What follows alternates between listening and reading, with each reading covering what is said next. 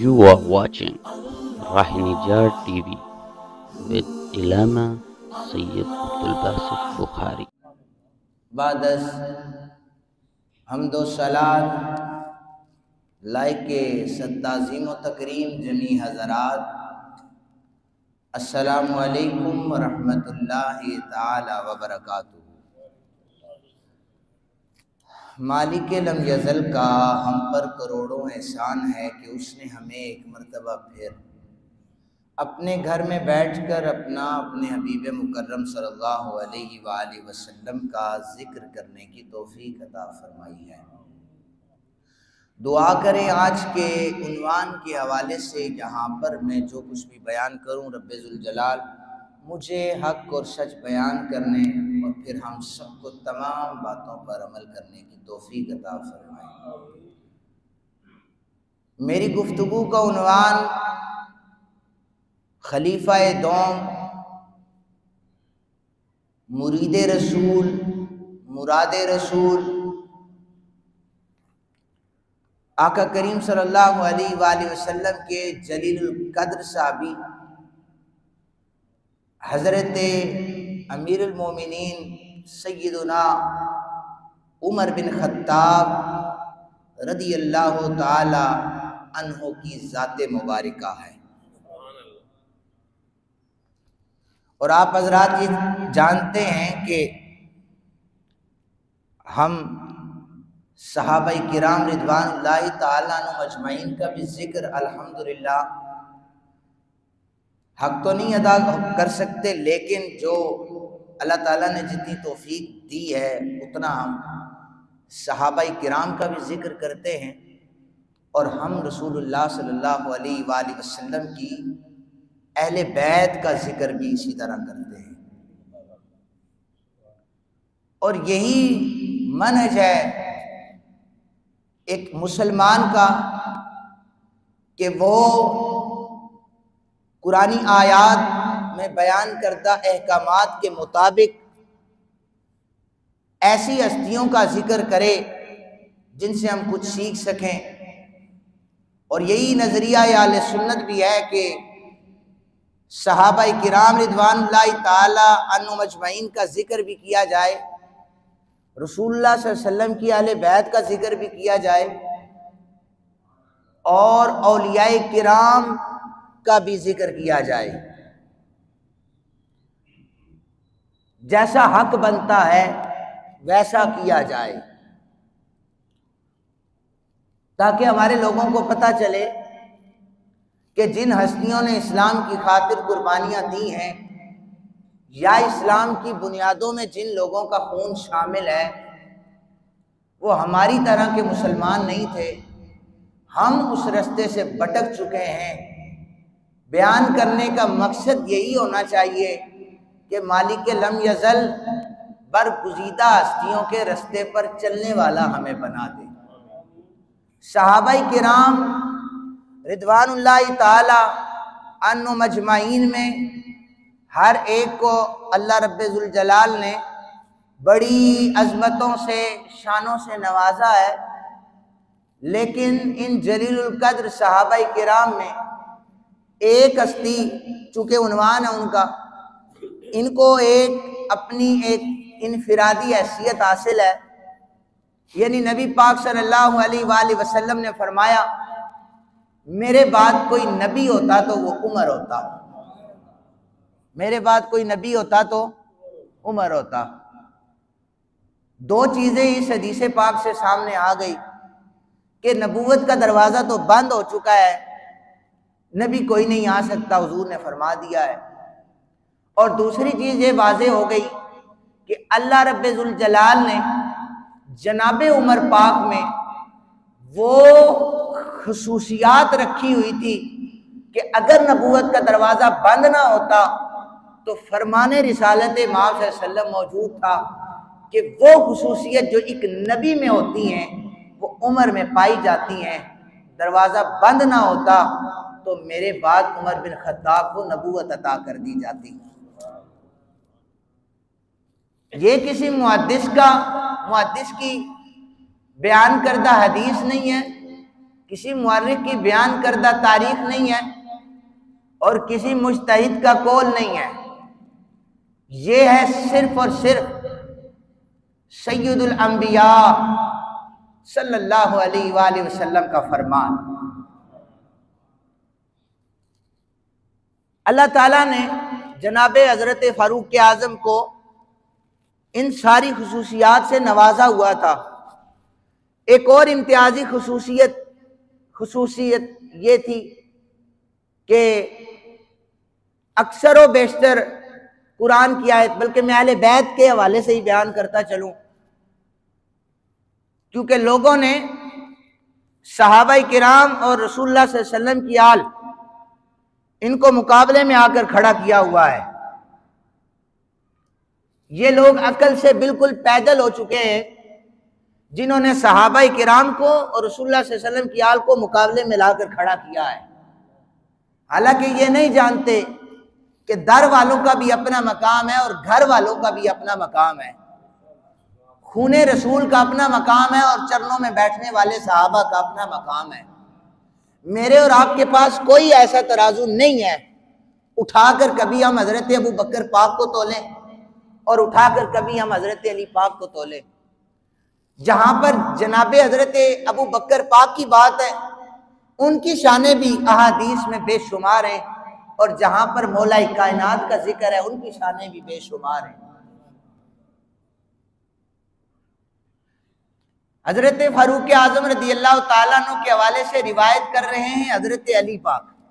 میں اپنے گھر کی روایت اس لیے بیان کر رہا ہوں کہ تاکہ کسی کے ذہن میں اگر تھوڑی سی بھی کھسک باقی رہ جائے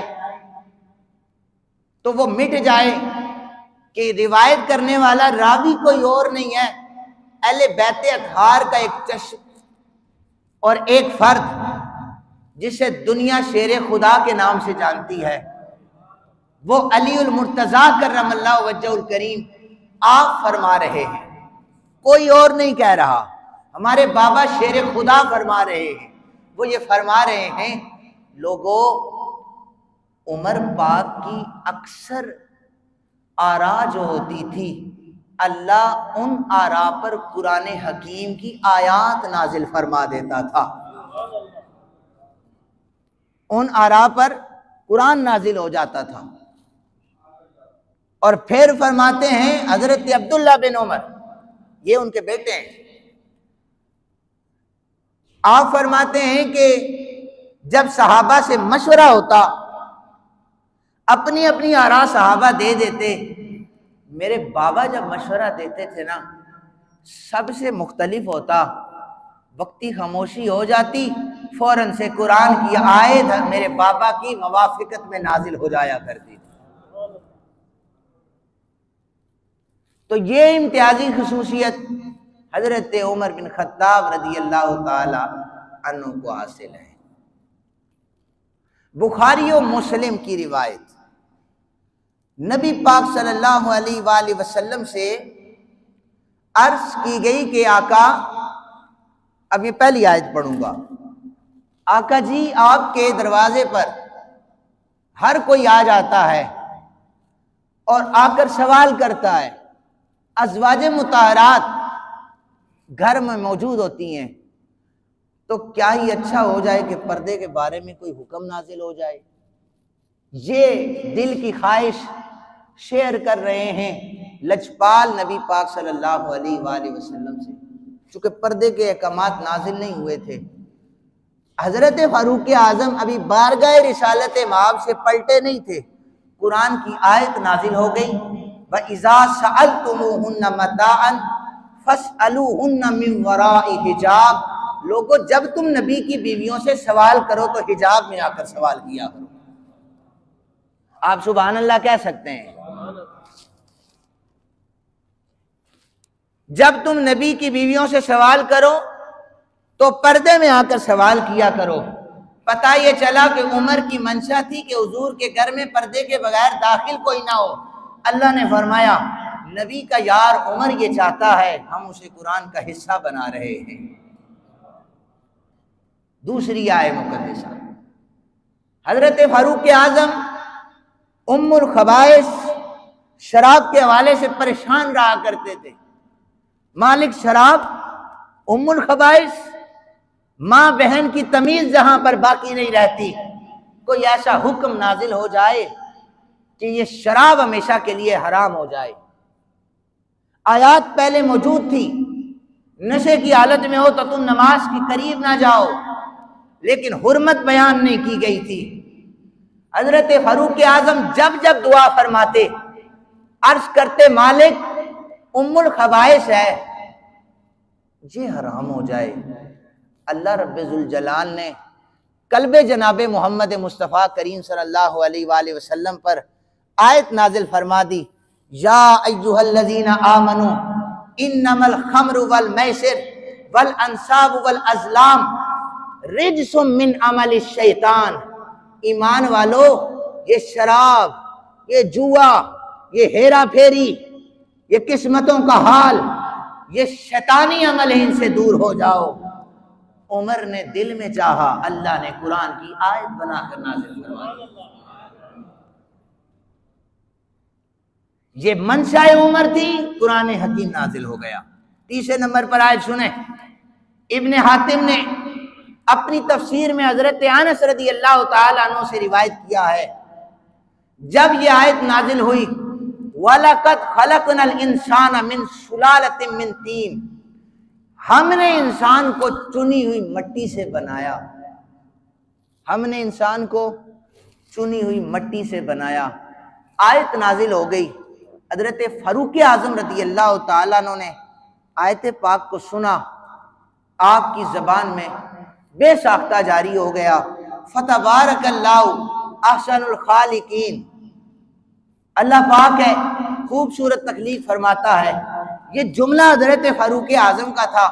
اس کے بعد والی آیات میں اللہ رب ذوالجلال نے اس جملے کو اتنا پسند فرمایا، یہ جملہ حضرت جبرائیل لے کر نبی پاک صلی اللہ علیہ وسلم کے قلب اطہر پر نازل ہو گئے۔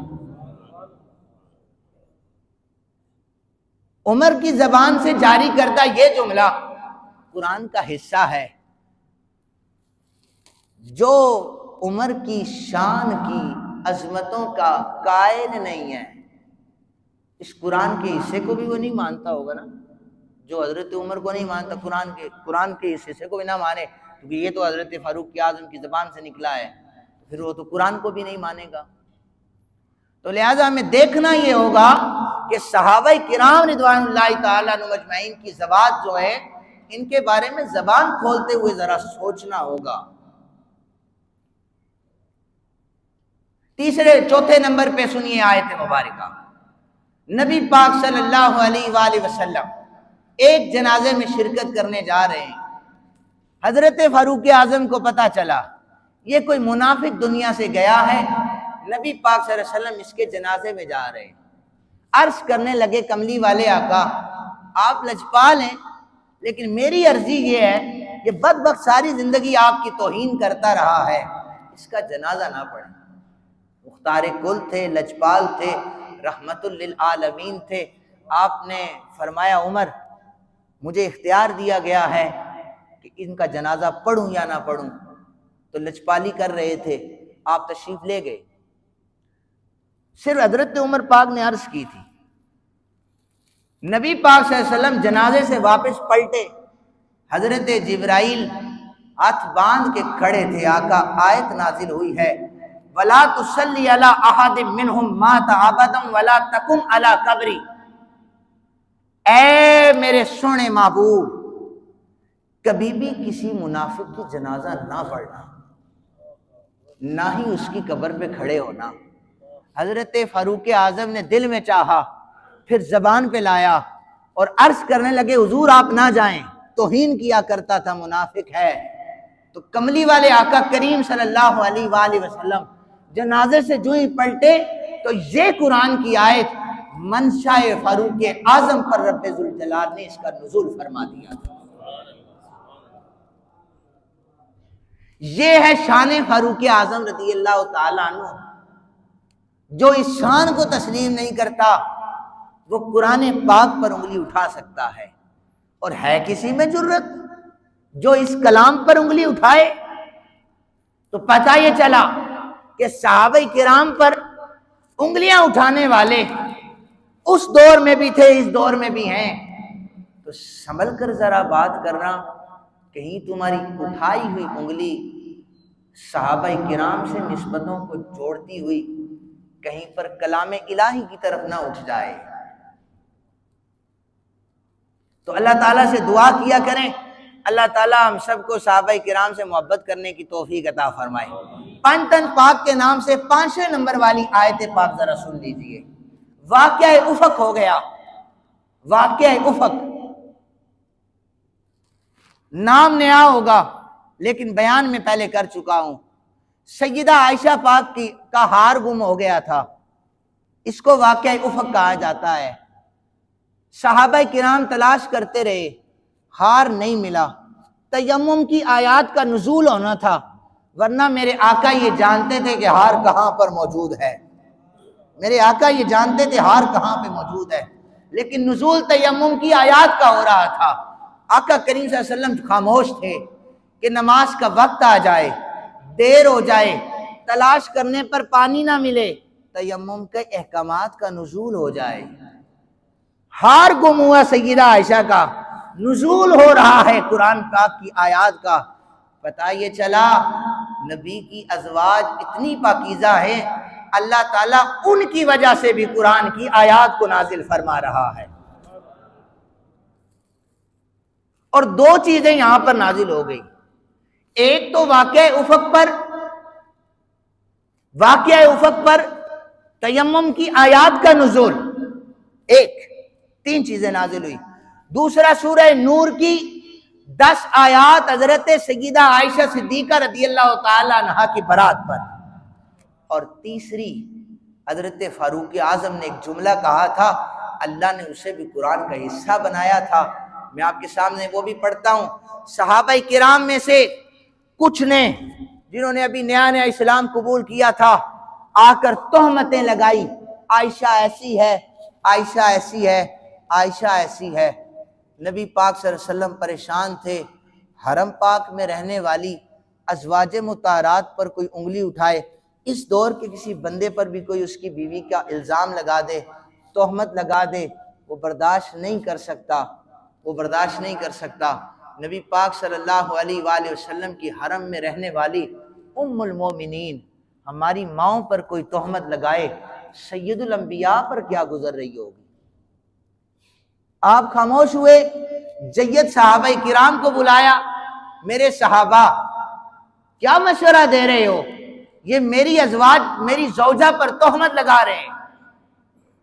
یہاں پر بھی خلیفہ دوم حضرت فاروق اعظم کا جملہ سننے والا ہے۔ آپ نے عرض کی، عرض پتہ ہے کیا کی؟ اور آپ کو ایک اور چیز بتاتا ہوں، بارگاہ رسالت مآب صلی اللہ علیہ وسلم کا ادب دیکھیں ذرا۔ حضرت فاروق اعظم اس طرح نہیں سوال کرتے تھے، کھڑے ہو گئے ڈائریکٹ سوال کر دیا، یہ پوچھنا چاہتا ہوں، اور 2023 کے کسی مسلمان کی طرح کیا جی ہم تو شریعت پوچھنا چاہتے ہیں، نہیں، صحابہ کرام سے ادب سیکھیں۔ حضرت فاروق اعظم 2 زانو ہو کر پہلے بیٹھا کرتے، اپنی کوہنیوں کو زمین پر ٹیکا کرتے تھے، پھر ہاتھوں کو جوڑا کرتے تھے، سر کو جھکایا کرتے تھے، سر کو جھکانے کے بعد یہ کہتے تھے آقا اجازت ہو تو عمر ایک سوال کرنا چاہتا ہے۔ بڑی ڈھیلی سبحان اللہ ہے آپ کی۔ محرم الحرام ہے، ابھی تو اہل بیت کا ذکر اگلے جمعے سے شروع ہونا ہے۔ اگر تو میں ذکر اہل بیت کر رہا ہوتا، میں جو سوچ رہا ہوتا کہ شاید کوئی غم کی کیفیت میں ہے، لیکن ابھی ہم نبی پاک صلی اللہ علیہ وسلم کے جید صحابی کا ذکر کر رہے ہیں، اور قرآنی آیات سے میں پیش کر رہا ہوں۔ میں آپ کو نہ کوئی مائیہ سنا رہا ہوں، نہ کوئی شعر سنا رہا ہوں، قرآن کی آیت سنا رہا ہوں، اس پر آپ سبحان اللہ ضرور کہہ دیا کریں۔ ہار نہیں مل رہا تھا، رسول اللہ صلی اللہ علیہ وسلم پریشان تھے سیدہ عائشہ کی وجہ سے۔ آقا کریم صلی اللہ علیہ وسلم نے مشورہ مانگا، خلیفہ دوم نے آ کر عرض کیا، آقا ایک بات تو بتائیں، یہ عائشہ سے آپ کا نکاح کیا کس نے تھا؟ جہاں پر تہمتیں ہو رہی تھی، جہاں پر سیدہ پاک پر انگلیاں اٹھ رہی تھی، وہاں پر خطاب کے بیٹے کا سوال چیک کریں، آقا یہ عائشہ کا نکاح آپ سے کیا کس نے تھا؟ سرکار دو عالم صلی اللہ علیہ وسلم نے فرمایا یہ نکاح میرے اللہ نے کیا تھا۔ عرض کی آقا پھر آپ کے حرم میں اللہ یہ چاہے گا کہ کوئی عیب دار بیوی کو بھیجے؟ فرمایا نہیں چاہے گا۔ فاروق اعظم نے عرض کی سبحانک ھذا بہتان عظیم، اللہ پاک ہے اور یہ بہت بڑا بہتان آپ کی زوجہ محترمہ پر لگایا جا رہا ہے۔ حضرت عمر چپ ہوئے، اللہ نے اس جملے کو قرآن کا حصہ بنا کر نازل فرما دیا۔ عمر یہ کہتا ہے کہ یہ بہتان بڑا عظیم ہے، یہ عمر کی زبان سے جاری ہوا اور مجھے یہ جملہ بڑا پسند آیا۔ جبریل جاؤ میرے آقا، میرے نبی، میرے محبوب کے قلب اطہر پر اس جملے کو نازل کرو، قیامت تک آنے والے عمر کی زبان سے نکلنے والے اس جملے کو ادا کیا کریں گے، اور اسے ادا کریں گے تو قرآن کی تلاوت مکمل ہو جائے گی۔ لو جی پنجتن پاک کے حوالے سے 5 قرآن پاک کی آیات حضرت عمر بن خطاب رضی اللہ تعالیٰ عنہ کی شان میں ہم نے بیان کر دی ہے۔ اب کوئی یہ کہے اس منبر سے یا تو شعر سنا ہے پھر سبحان اللہ کہی، یا مائیہ سنا ہے تو ہمیں کچھ حاصل نہیں ہوا۔ آپ لوگ گواہ رہنا کہ یہاں سے صرف اور صرف ایسی روایات کو چنا جاتا ہے جو قرآن کے ٹکر میں نہ ہو، قرآن کے موافقت میں ہو رہی ہو۔ یہ استدلال 5 آیتوں کا استدلال بھی ہے، ان کی موافقت میں بھی ہے، تو یہ میں نے آپ حضرات کے سامنے بیان کیا ہے۔ یہ میں نے 5 اس لیے بیان کیے ہیں کہ اہل بیت سے ہوں اور پنجتن پاک کی نسبت کا خیال کیا ہے، لیکن اگر چونکہ میرا تعلق غوث اعظم دستگیر رحمت اللہ تعالیٰ علیہ سے ہے، اگر وقت ہوتا تو میں 11ویں شریف کی نسبت سے 11 آیات حضرت فاروق اعظم کی شان میں پڑھ سکتا تھا، لیکن وقت نہیں ہے۔ اب ذرا سنیے محب تبری کا ایک واقعہ، اور اسے بھی میں اپنے گھر کی سند سے ہی پیش کروں گا۔ یہ بار بار اس لیے کہہ رہا ہوں کہ صحابہ کرام کی عظمتوں کو جھکانے والے سنیں کہ جو سید ہے، جس کی رگوں میں میرے آقا کریم صلی اللہ علیہ وسلم کا خون ہے، وہ کبھی رسول اللہ صلی اللہ علیہ وسلم کے صحابہ کے خلاف بات کر ہی نہیں سکتا۔ وہ ہمیشہ بولے گا تو صحابہ کی شانوں کو بیان کرے گا، اس لیے کہ اسے اپنے نانا کی حیا آتی ہے، وہ نانا کے دین کا حیا کر رہا ہے کہ نانا 1500 سال سے جسے باہوں میں سلا کر بیٹھے ہوں، ایک جانب ابو بکر ہو، ایک جانب فاروق اعظم ہو، اور کوئی آج کے اس دور میں اٹھ کر صحابہ کو نہ مانے، یہ اس پر شک میں ڈالنا ہوتا ہے۔ وہ اپنے نسب پہ بھی غور کرے، وہ اپنے علم پر بھی غور کرے، لیکن جو نانا کے دین کا وارث ہوتا ہے وہ نانا کی ساری نسبتوں کا حیا کر رہا ہوتا ہے۔ محب تبری اس روایت کو لائے ہیں، بابا حضرت علی المرتضیٰ کرم اللہ وجہ الکریم نے اس روایت کو نقل کیا ہے، اور روایت کو نقل کرنے کے بعد خود فرما رہے ہیں، آپ فرماتے ہیں میں نے حضرت خلیفہ دوئم کے دور میں ایک خواب دیکھا۔ میں نے وہ خواب دیکھا، خواب یہ تھا کہ آقا کریم دور کس کا تھا؟ حضرت فاروق اعظم کا۔ تو میں نے دیکھا کہ کملی والے آقا کریم صلی اللہ علیہ وسلم نے نماز پڑھائی، نماز پڑھانے کے بعد آقا کریم صلی اللہ علیہ وسلم حرم پاک کی ایک دیوار کے ساتھ ٹیک لگا کر بیٹھے، ایک عورت آئی، کھجوروں کا ٹوکرا اٹھایا ہوا تھا، اس نے آ کر ٹوکرا پیش کیا، آقا کریم صلی اللہ علیہ وسلم نے ایک کھجور نکالی، مجھے دی، باقی اپنے صحابہ میں تقسیم فرما دی۔ کہتے ہیں میری آنکھ کھل گئی، یہ وقت تھا نماز فجر کا، فجر کی نماز کا وقت تھا۔ حضرت شیر خدا کہتے ہیں کہ پھر مؤذن نے اذان دی، فجر کا وقت ہو گیا، مصلی پہ حضرت فاروق اعظم تشریف لے آئے، اسی طرح آپ نے نماز پڑھائی، حضرت فاروق اعظم نے حرم پاک کی دیوار کے ساتھ ٹیک لگائی۔ اب خواب سے ہٹ کر بات ہو رہی ہے، شیر خدا اس کو روایت کر رہے ہیں، فاروق اعظم نے ٹیک لگائی، ایک عورت آئی، کھجوروں کا ٹوکرا اٹھایا ہوا ہے، کھجوریں آ کر پیش کی، حضرت عمر بن خطاب نے ایک کھجور نکالی، علی پاک کو دی، باقی صحابہ میں تقسیم فرما دی۔ لیکن میں اس سے اونچی سبحان اللہ آگے سننا چاہتا ہوں، نہیں ذرا رکیے ذرا۔ اب حضرت شیر خدا کہنے لگے اے فاروق اعظم، ایک کھجور اور دے دیں۔ پتہ ہے جواب کیا تھا؟ جواب یہ تھا علی اگر رات کو خواب میں آقا نے تجھے 2 کھجوریں دی ہوتی تو عمر بن خطاب بھی تجھے 2 کھجوریں دے دیتا، میں بھی 2 کھجوریں دے دیتا۔ شیر خدا حیران ہو گئے، کہنے لگے اے عمر بن خطاب خواب میں نے دیکھا ہے، آپ کو کیسے پتا چلا؟ عمر بن خطاب کہنے لگے تم نے نبی پاک صلی اللہ علیہ وسلم سے حدیث نہیں سنی، مومن کی فراست ایمان سے ڈرو، یہ اللہ کے نور سے دیکھا کرتا ہے، تو خواب دیکھ رہا تھا، اللہ مجھے وہ سامنے دکھا رہا تھا۔ اللہ تعالیٰ سے دعا ہے اللہ تعالیٰ ہم سب کو صحابہ کرام جیسی سچی محبت کرنے کی توفیق عطا فرمائے۔